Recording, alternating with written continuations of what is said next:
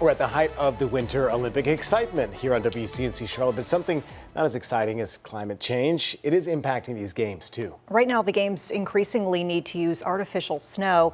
WCNC Charlotte meteorologist Brittany Van Voorhees shows us the impacts on the athletes. As the planet heats up, warmer winters threaten the reliability of the cold temperatures and abundant snow required for the Winter Olympics and other outdoor winter sports competitions.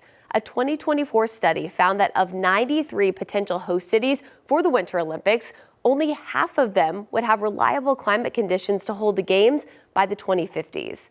The study focused on two key conditions: likelihood of low temperatures at or below freezing, and minimal acceptable snow depth, which is just under a foot of snow.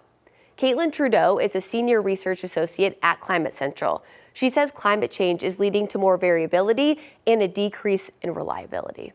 We're not sure if these places are going to have enough snow, and that's going to be very costly in trying to make artificial snow. Even in like indoor events like ice skating or ice hockey, you have to keep the ice refrigerated. So if it's getting a lot warmer outside, you're going to have to spend more on energy costs, which is going to be a lot harder and more expensive.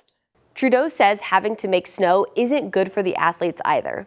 That snow is not as soft, it's a lot harder, and it's a lot slippier. It turns to ice a lot faster. A lot of athletes have complained about getting hurt on artificial snow because when they fall, it's a lot harder. So injuries actually can increase.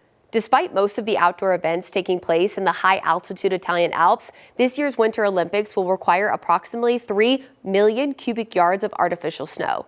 Cortina d'Ampezzo first hosted the Winter Olympic Games in 1956. In the 70 years since, February temperatures there have warmed 6.4 degrees. Over the same time period, Milan, which will host indoor ice sports, warmed 5.8 degrees.